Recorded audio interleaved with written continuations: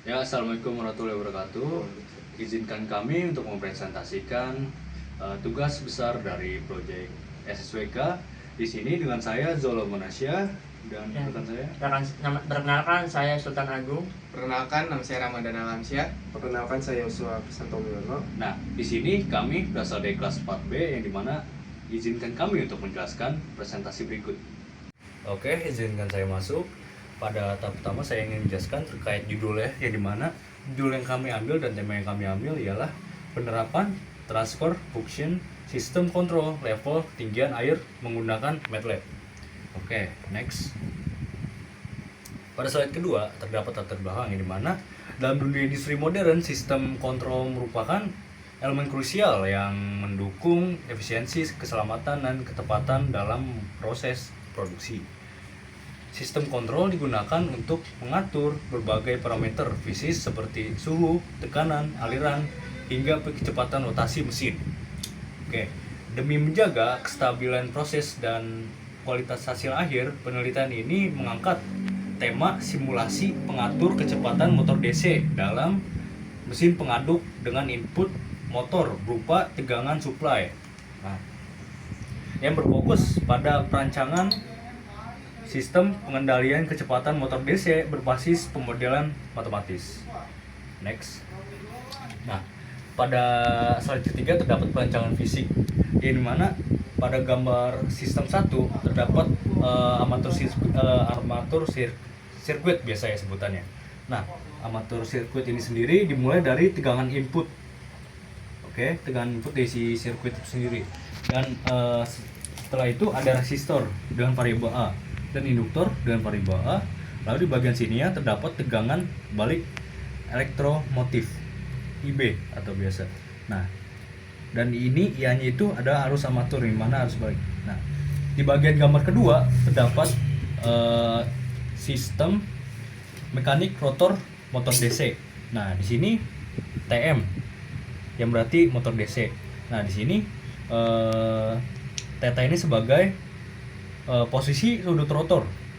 Nah, ini di sini terdapat tetanya itu akan mengarah balik, dan sedangkan untuk B rotornya itu akan mengarah searah jarum jam, yang mana koefisien gesekan viskus biasa disebut B-nya ini.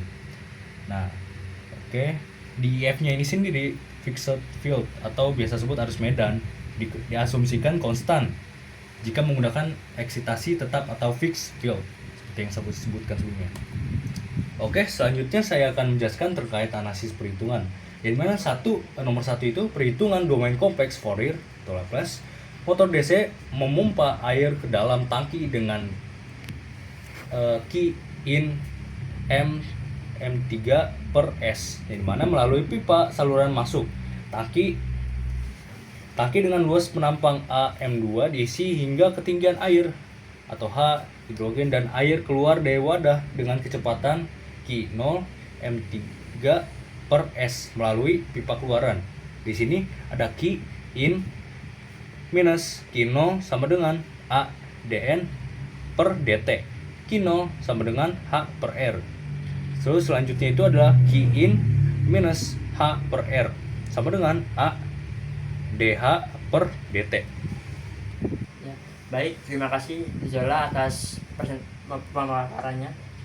Sekarang izin masuk, saya akan menjelaskan tentang analisis perhitungan, di mana perhitungan yang pertama itu ada transformasi Laplace. Di sini transformasi Laplace-nya itu US sama dengan 1 per R dikali HS tambah AS kali HS. Nah, selanjutnya akan dialihkan ke fungsi alih sistem, di mana fungsi alih sistemnya itu HS per QIS sama dengan R per R dikali AS tambah 1. Nah, selanjutnya diturunkan menjadi R dikali Q0S dibagi Q0S sama dengan R per tau S tambah 1. Kemudian dihasilkan GS sama dengan 1 per tau S tambah 1. Nah, selanjutnya kita masuk ke persamaan model perancangan, di mana TM S sama dengan K1 dikali KF min IF IAS sama dengan KM dikali IM IAS.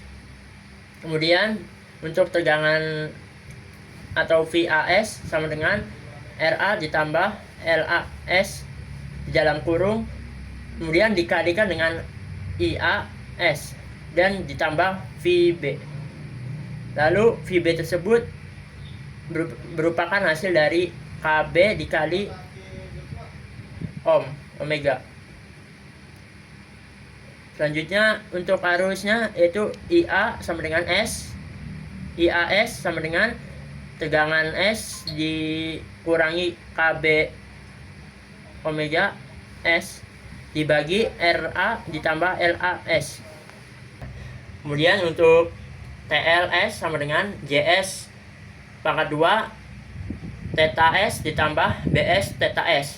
Nah, untuk hasil Laplace-nya itu GS sama dengan theta S per VAS sama dengan KM dibagi S dikali dalam kurung RA tambah LAS dikali JS tambah B dan ditambahkan dengan KB dikali KM. Next. Nah, di sini masuk ke simulasi.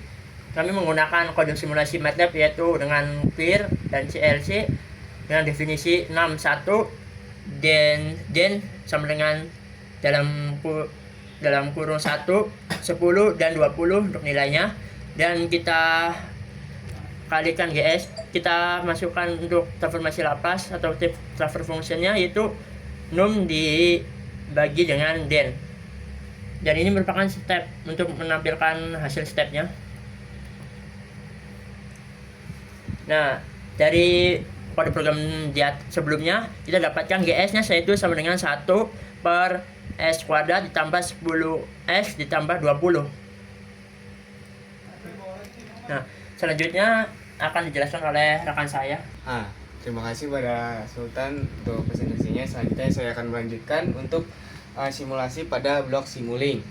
Di mana di blok Simulink ini pertama masukkan step konstanta 1, lalu kedua pengurang untuk menghitung errornya, dan untuk blok transfer function 6 per d-nya itu sebagai sistem yang dikendalikan. Lalu ada feedback loop negatifnya, dan output yang ditampilkan yaitu melalui blok scope untuk penampilan sinyal. Tujuan simulasi ini adalah untuk melihat performa sistem terhadap sinyal masukan tetap. Selanjutnya itu di sini ada simulasi hasil scope Simulink-nya, di mana gambar kuning ini adalah input nilai step 1. Lalu untuk garis biru ini itu untuk output sistem. Dari grafik terlihat bahwa sistem tidak mampu mengikuti input dengan baik. Output hanya mencapai sekitar 0,00 sekian dalam 10 detik. Menunjukkan responnya itu lambat. Lalu steady state errornya itu besar, di mana sistem tidak efisien jika digunakan dalam kontrol yang presisi. Nah, next. Di sini itu ada hasil simulasinya, di mana gambar ini merupakan hasil step respon dari fungsi alih sistem menggunakan perintah step di MATLAB. Transient time-nya itu adalah 1,59 detik dan final value-nya adalah 0,05, di mana ini memperjelas bahwa sistem hanya mencapai 5% dari nilai input. 1. Mengonfirmasi adanya steady state error yang sangat besar. Sistem ini perlu diperbaiki agar lebih responsif dan akurat. Next. Nah, interpretasi hasil simulasi ini yaitu simulasi bertujuan menganalisis perilaku sistem kontrol ketinggian air tanpa kendali eksternal. Lalu sistem dipresentasikan dengan fungsi transfer dengan fungsinya itu ya GS S sama dengan 10 per S pangkat 2 plus 10S ditambah 20. Nah, sistem ini memiliki dua kutub kompleks konjugat, di mana respon transient muncul pada rise time, overshoot, dan error. Nah, diberi step input, output sistem hanya mencapai sekitar 0,05, jauh dari input 1, di mana steady state error sebesar 90% menandakan ketidaksesuaian besar antara output dan referensi. Dan lalu grafik Simulink menunjukkan sistem stabil namun lambat dan tidak akurat. Nah, selanjutnya akan dijelaskan kepada rekan saya Yosua.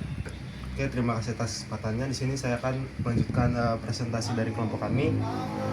Dalam pembahasan ini ada perbandingan antara teori fungsi transfer dengan implementasi MATLAB. Secara teori, sistem order 2 analisis rise time, setting time, dan steady state error. Yang kedua, sistem dengan kutub kompleks, respon under damped. Di MATLAB, fungsi transfer dimodelkan dengan TF. Yang kedua, step respon menunjukkan sistem stabil, tapi hanya mencapai 5% dari input. Perbedaan yang mencolok dari kedua tersebut ialah teori menyarankan adanya penguatan dan umpan balik agar sistem mampu mengikuti input. Yang kedua, tanpa penguatan tambahan, sistem tidak dapat mengikuti referensi dengan baik. Dan juga ada efektivitas metode yang digunakan. Yang pertama, simulasi tanpa kendali eksternal efektif untuk pembelajaran konsep dasar kontrol. Yang kedua, memungkinkan pemahaman dinamika sistem secara murni berdasarkan hukum fisika. Yang ketiga, visualisasi Simulink memudahkan analisis dan pengamatan real time terhadap perilaku sistem. Yang keempat, namun tanpa koreksi, sistem menghasilkan kinerja yang sangat buruk, error besar. Tidak cocok untuk diimplementasikan praktis di industri karena tidak responsif terhadap perubahan. Implikasi praktis dari sistem yang telah dirancang ialah sistem tanpa kendali menunjukkan performa sangat terbatas meski stabil. Output hanya mencapai 5% dari input, error 95%, tidak layak diterapkan secara nyata. Contoh dari kegagalannya ialah pengisian boiler, yaitu air terlalu rendah yang bisa menyebabkan kerusakan termal. Dan contoh yang kedua ialah air terlalu tinggi yang bisa menyebabkan gangguan uap. Ketiadaan elemen integrator menyebabkan error tetap besar. Sistem lambat dan tidak responsif yang menyebabkan perlu penguatan sistem tambahan. Solusi potensial yang bisa dihasilkan ialah menambahkan penguatan statis, menggunakan logika kendali berbasis perangkat lunak, dan yang terakhir ialah revisi desain fisik sistem seperti pompa, saluran, ataupun tangki. Dan kesimpulan dari tugas ini ialah penelitian ini menyajikan sistem pompa air yang dikendalikan oleh pengontrol untuk mempertahankan ketinggian air yang diinginkan dalam tangki penampungan air. Kecepatan motor dan aliran air ke dalam tangki dikontrol dengan menyesuaikan sistem kontrol menggunakan fungsi transfer untuk menentukan parameter kinerja seperti waktu naik ataupun rise time, waktu mantap ataupun settling time, overshoot, dan kesalahan tetap atau steady state error. Sistem kontrol level air dengan controller ini digunakan untuk meminimalkan overshoot, meningkatkan settling time ataupun respon transient yang ditingkatkan, dan kesalahan steady state. Dapat disimpulkan bahwa pengontrol P mampu mengurangi kesalahan steady state, mempunyai overshoot yang besar dan settling time yang besar. Sekian dari kelompok kami, kurang lebihnya mohon maaf. Wassalamualaikum warahmatullahi wabarakatuh.